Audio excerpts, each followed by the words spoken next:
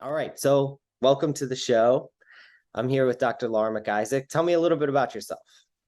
Sure. Hi, Avir. Nice to be with you. I'm an OBGYN.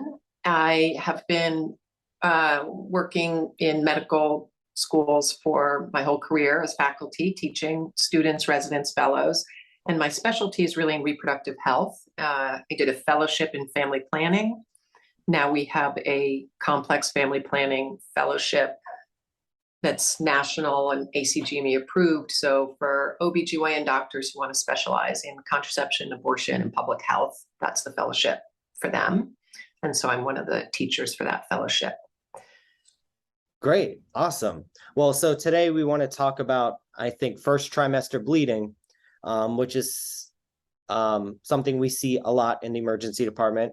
And I wanted to get your perspective on optimal ways to manage those patients. So I think maybe I could start by sort of saying, I think traditionally what I was taught when I was in residency for a workup for patients who come in, and this would be anyone who's pregnant in the first trimester who has any sort of bleeding. And that's something we can talk about, like, does it matter if it's just a little bit of spotting versus heavy bleeding? But the way I was taught was no matter what it is, any amount of bleeding, and sometimes even just cramping, we do a workup that would involve a CBC, a serum HCG, a urinalysis, a type screen, and then an ultrasound. And the ultrasound, we're sort of looking for, is there an intrauterine pregnancy and is there a fetal heart rate? So yeah, let's maybe go through those one by one and tell me sort of what you think. Are all of those necessary? And then I also want to know, like, are there any things that we could be doing that we're not doing, type thing? Mm-hmm. Well, I definitely agree with the sort of triage split of how much bleeding and sort of if the patient's hemodynamically stable. So let's start with the much more common presentation of a patient who knows she's pregnant, thinks she's in the first trimester and is having some bleeding or spotting, but isn't pouring out blood and isn't, her first set of vitals are normal. So it isn't an emergency. So I agree with the beta HCG because almost no matter what your ultimate diagnosis is going to be, that could be helpful to even her continuity of care later on, that the pregnancy is growing normally. So in this sort of, your differential is, it's just implantation spotting. It's really common for women to spot during implantation. So 2 weeks after conception, 10 days to 2 weeks, and it can last for 1 to 2 weeks. And even 15 to 20% of women will have normal implantation spotting. And nothing's wrong. There's going to be, the fetus will grow normally, but it's alarming for patients.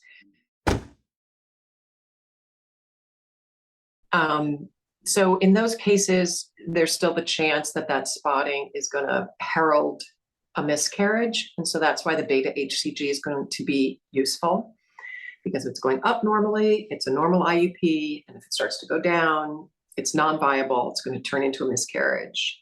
And then if it floats around in the middle, supporting an ectopic. So before you even get to your sono, that's probably the first blood to draw. I would not draw a CBC if the patient isn't pouring out blood, because it doesn't really change what you're going to do for her.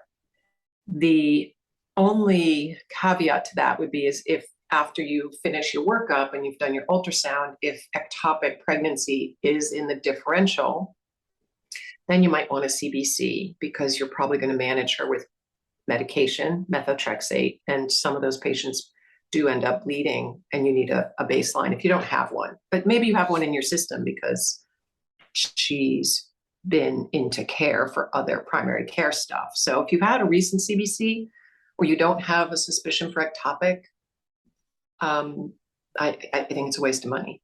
So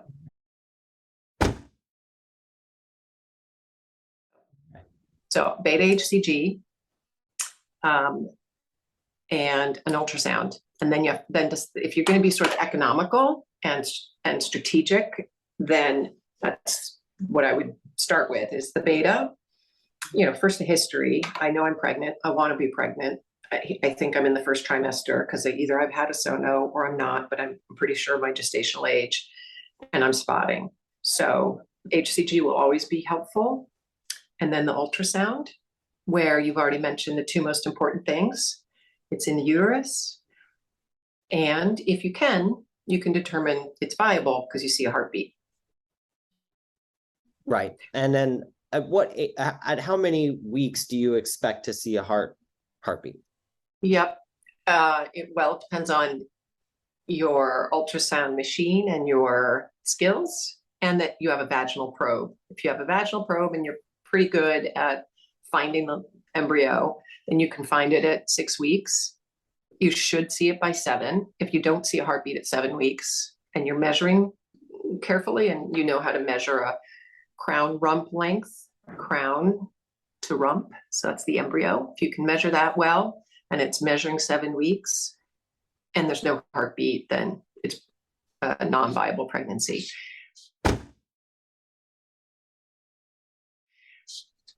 I want to come back to ultrasound stuff, but to go back to some of these labs and stuff that we checked. So I hear what you're saying about the HCG being important. CBC may be useful, not that useful. How do you feel about the type and screen? And, I was traditionally taught, get the type and screen because we want to see if the mother's blood type is Rh negative. If so, we just empirically will give Rhogam just to be safe. Yeah. And again, this is in the first trimester. So what do you think about that? Yes, that is also how I was taught, exactly the same. But I will tell you, Avir, that the data on the value of giving Rhogam in the first trimester for a miscarriage or a medical abortion, which is like a miscarriage, is emerging. And a couple of our fellows have been doing that research to show how much fetal blood cells get into the maternal circulation to trigger the isoimmunization in the mom that could affect future pregnancies. And it's tiny amount of maternal fetal mixing. So in the UK, they no longer check blood type for early miscarriage or abortion care, and early is under 12 weeks gestation. So all that early pregnancy stuff, no blood type check, no Rhogam. And that's throughout the UK. It's part of the NICE guidelines. That's like the primary care guidelines. And then BPAS, British Pregnancy Association Services. It's like their Planned Parenthood. In the US, Planned Parenthood Federation of America, so that blankets the US protocols, say that if the patient is under 10 weeks, you don't have to check blood type and give Rhogam. They kind of leave it up to patient-centered counseling, sort of, where does your risk lie? Are you more worried about future pregnancies because you plan to have a big family, and you're at the beginning of your reproductive life? Maybe it's worth it for you. I'll draw your blood. We'll find out. I'll get your Rhogam. Whereas someone later, or who doesn't want a big family, or is very fearful of, Rhogam is a pooled blood product, they can totally say, yeah, no thanks. I know I'm Rh negative. I don't want it. The risk of isoimmunization is really small at 8 weeks. I don't want it. So this is all new, really, in the last couple of years. But given all that, our main professional society, ACOG, the American College of OBGYNs, they have not yet come out with support of dropping testing for Rh and giving Rhogam if the mom is Rh negative. Yet they did during the pandemic, because of no-touch medical abortion care. They did support dropping the Rh testing. It sounds like it's moving towards dropping it, but we're not completely there yet. Have they found any, has there been any bad outcomes with, if the UK is routinely doing this, blood types, no matter Not what. yet. I feel like it's such a rare event, isoimmunization of a next pregnancy from your last pregnancy, that we're going to have more time in the population to see if isoimmunization goes up when we've dropped the RH testing in the first trimester. So, I mean, I gotta say that makes it hard for me as a ER physician to not draw it. If it, if ACOG is recommending it, it's kind of hard to just, it's not Yeah. really my field per se. So I'm not gonna No, I would say also you have to think that if that patient's going to continue with the pregnancy, it doesn't turn into a miscarriage, it's going to be fine. You need to know her RH status, and she will get Rhogam later. As the pregnancy gets bigger, if you have a bleed, there's more chance of fetal maternal mixing. So then you would always give Rhogam, and you would always give it at birth. We're just talking about really early miscarriage. Right. So I'm not saying RH is a waste in that situation. I was just kind of giving you how the data is emerging and the recommendations are evolving. But right now, I totally agree. You should draw an RH and offer the patient Rhogam if she is RH negative. Okay.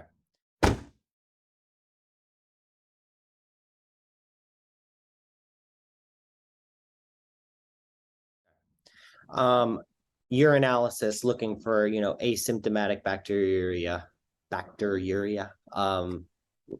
What do you think about that? Does that make sense? No, not to me. No, I think that's also a waste of money.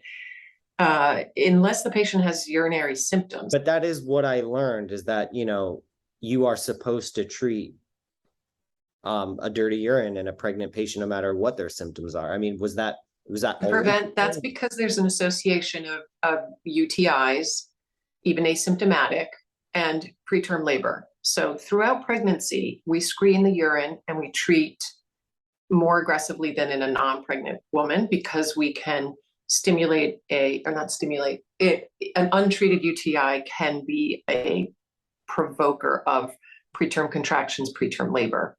But in the first trimester, it doesn't cause, you can't, the first trimester bleeding is not due to a UTI that early on. But if you're 30 weeks and you're starting to have some irritable contractions, that could be due to a UTI. And that's a big deal. Going into labor early, premature birth, really big deal. Making the uterus irritable and contract is what the UTI is association. It's a different workup when it's such an early pregnancy. Okay.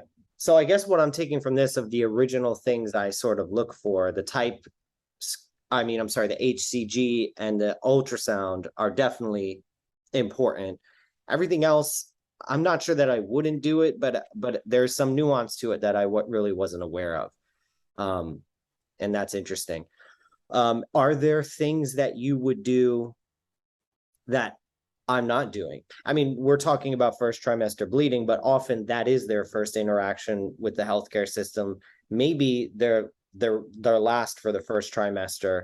At least at my shop, it's like if I refer to OB, like there will be an appointment in 3 months, so I feel this responsibility to kind of do the things that need to be done.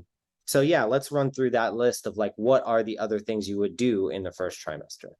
Okay, so then I would do a CBC, because in anemia in pregnancy has some poor outcomes for the fetus, and that's why we give prenatal vitamins.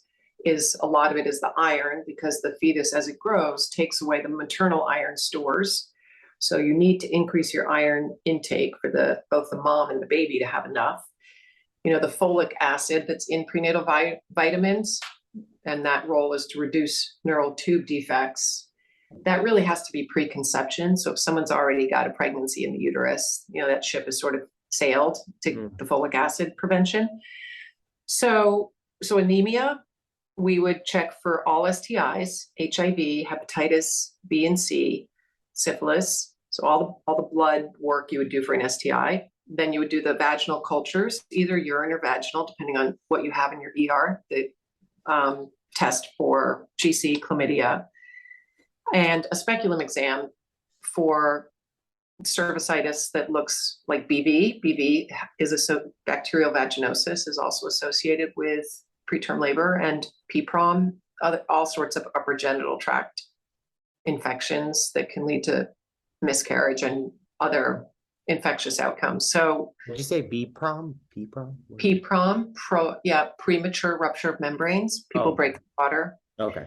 It took a while to realize whether BV was etiologic in that, and it is considered so now. So we treat it aggressively. And you're going to test for Candida and Trichomonas as well? Yeah, so that's a good question. Those two they're not associated with pregnancy outcomes. So you would treat them for the patient's comfort, and Trich is an STI, yeast is not. But Trich doesn't go up to the upper genital tract, just lives in the vagina. So it doesn't cause rupture membranes, preterm labor, like BV does. But if you saw all this discharge and you actually did a slide and wet mount and saw the Trich, you would treat it because it's an STI and it's uncomfortable for the patient. And as you know, probably that the hormone changes, the high estrogen of early pregnancy can make women prone to a yeast infection, which also won't do no risks to the pregnancy, but just maternal comfort. So Trich and yeast are for the mom, Okay. BV and all these, and the gonorrhea, chlamydia are to prevent pregnancy complications.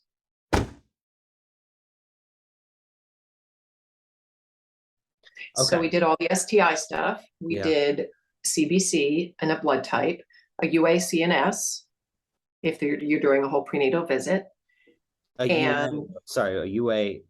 and culture and sensitivity. Oh, okay. So urinalysis, urine culture. Yep.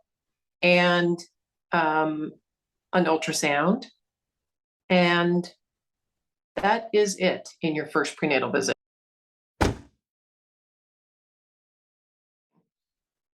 And then something I always wonder is like, because I always send patients out on prenatals, and when I type in prenatals, there's like 18,000 things that pop up as different options, like this much iron, that much iron, with folic acid, with B12. And like, is there just a certain one that you could tell me, just give this type, of prenatal vitamin? I think not based on evidence, based on people's prescribers' preferences. It's 325 milligrams of iron is supposed to be your supplemental amount.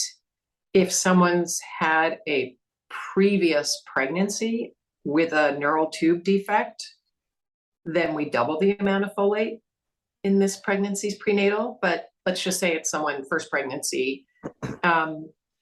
No, I don't have a brand. I will tell you, I have my own preference, which is a liquid form, because a lot of women get constipated with prenatal vitamins, and because the iron is constipating, and you're already constipated in pregnancy often.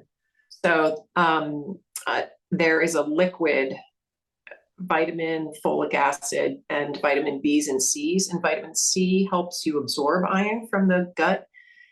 And you can get it on mail order or at health food stores. It's called Floradix, but it's a little expensive, and you take a liquid shot a day. It's easy. I've seen it build people's crit up faster than almost anything. What's it called? Floradix, FLOR. I don't have any relationship with the company. Yeah. FLORIDIX, but I'm not sure you'll find it. I just tell patients, order this off of Amazon or go buy it at your local health food store. Okay. Going back to the ultrasound, are there any other things you look for on the ultrasound? It sounds like you're interested in looking for the IUP, looking for the fetal heart rate, and dating it. And at the first trimester, you'd be using a crown to rump length to date. Yep. Right? Yep. Is there anything else you would be doing on that ultrasound? You definitely named the most important ones. This is maybe a little nuanced, but it's still important, particularly in the setting of bleeding, is when you're looking for the gestational sac, that it's intrauterine, not ectopic. We all think ectopic in the fallopian tubes, because that is the most common place for an ectopic. But the other two places are cervical and increasingly common is in the C-section scar. So those are called cesarean scar ectopics. There's actually quite a debate about what to call them. It's first trimester implantation in the scar, in the C-section scar. But it's in the uterus, but just up against the scar. Is that what exactly? You're saying? Okay. And if it's very early, the main way to know that is that at 5-6 weeks, even a little 7, the endometrial cavity is empty and the sac is low. So if you're doing a sono and you're like, oh, why is that sac so low in the uterus? Oh, maybe she's miscarrying and it's just on its way out. She's going to start cramping. That's what the spotting means. She's going to start cramping and then she'll pass this pregnancy soon. Make sure, because that's possible and probable, but the other thing that's really dangerous is it could be that it's implanted in the C-section scar. That's why it's low and the top of the uterus is empty. And those can be like other ectopics. If they rupture, they're life-threatening. And with our C-section rate in the US at about 30%, there are a lot of women out there with prior C-sections. So it's not that esoteric to try when you're thinking to yourself, IUP, just make sure you're thinking, okay, I see myometrium all around that sac. And it's not, okay, I find the cervical canal kind of, well enough. It's not in the cervix and it's not right under the C-section scar. So those two things are. See the scar? If you're good at your ultrasound and if you're used to doing vaginal ultrasounds, yeah. But this sounds difficult. Well, you can see a divot sometimes, and you can see the myometrium where the C-section scar looks different. But if you're not that experienced, just think, I see the uterus is empty and the sac is low. That means I need someone else to do a sono with me. Okay, and then what would you do about that? I mean, if you did think it was... Yeah, a C-section scar ectopic. If the patient wants to continue the pregnancy, that's a different conversation than those who don't want to undertake the morbidity. About half of C-section scar ectopics will turn into a miscarriage. So you got about that. For the half that don't, the morbidity goes up as gestational age goes up, but some women actually have a live birth. But basically it's like an early accreta, right? It's a placenta implanting in a scar. That's an accreta. There are like 42-year-old women who think this might be my last chance at pregnancy. I don't want to terminate. So if it's going to live, I'm going to try to make it to term, and then you can do a C-hyst, if a cesarean hysterectomy, if my placenta is now fully invaded. Gotcha. Okay. I guess, probably a good idea to just run through a quick differential. When you think of first trimester bleeding, what are we thinking about? We're thinking about just implantation. Mm-hmm. We're thinking miscarriage. About topic. Yeah. We're thinking about early, threatened miscarriage or inevitable abortion or whatever. We're thinking about, sounds like, to add to the differential, like a scar implantation or an ectopic or whatever. What else is in the differential for the first trimester? Okay. For the ectopics, remember that if it's in the tube, the fallopian tube, a lot of the bleeding goes into the abdominal cavity. It's not going to come out the vagina. There could be some spotting because it can go from the tube into the uterus down out the cervix. But a lot of ruptured ectopics where women die or get close to dying, there's no vaginal bleeding. It's all intra-abdominal. So the ectopic that you're going to see bleeding are these cesarean scar ectopics and cervical ectopics. And those are both really dangerous.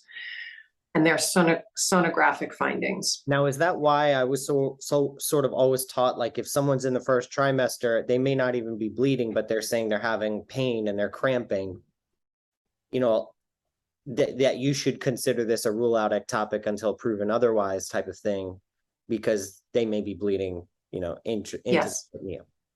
So, exactly. So which is the role. Sort of do that. You would look at that the same way. Yeah, that's the role of the CBC. So if you only want to phlebotomize the patient once, that's the reason to put that in that first blood draw with the blood type and the beta HCG, is that if you're looking for ectopic, watching her CBC fall because maybe the ultrasound findings for ectopic are hard. It's that the uterus is empty, but a lot of times you're not going to find it on the ultrasound. You know, we all think we can, but lots of times we cannot find where it's implanted outside the uterus. So those fallopian tube ectopics, if patients have pain and a positive pregnancy test and an empty uterus, she's an ectopic until proven otherwise. And then some degree of cramping and pain is normal in the first trimester too. So it can kind of be complicated, right? Like, it's really hard to differentiate that. I mean, in the early first trimester, some of the discomfort, I mean, I'd say it's not that common to feel serious pain. And the ectopic pain is not from the ectopic rupturing, it's the blood pooling in the belly. So it's like peritoneal pain. you know, for us, a lot of times with ultrasound, we'll just look at Morrison's pouch, look at the, you know, look for free blood in the peritoneum too. So Yeah. I think that could help with that. Okay, sorry, I got you off track from talking about the differential. So subchorionic hematoma, not hemorrhage. And that's a little clot between the wall of the uterus and the placenta that's implanting. And sometimes they get bigger and you get a miscarriage. And a lot of times they get smaller. Everything goes on just fine.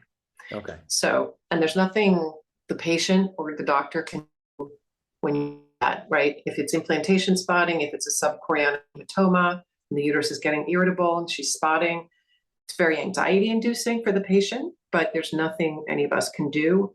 And it's not really an emergency. We used to say, go home on bed rest, don't have sex, nothing in the vagina, don't exercise. The pelvic rest, nothing in the vagina we stick with, but activity has nothing to do with it. It's either going to work or it won't. Implantation will go on fine or it won't. What else is in the is there anything else we should be thinking about? Well, we talked about looking in the vagina. So cervicitis, a polyp, a cervical mass that's potentially cancer, but that's rare because it's such a slow growing cancer. It's usually older women and they're no longer getting pregnant, but that's not impossible. Any vaginal lacerations, if they're, you know, any sexual assault or anything, you have to take a sexual history to make sure it's not from the vagina. Yeah. And that's kind of, that's it. And the whole world of ectopics.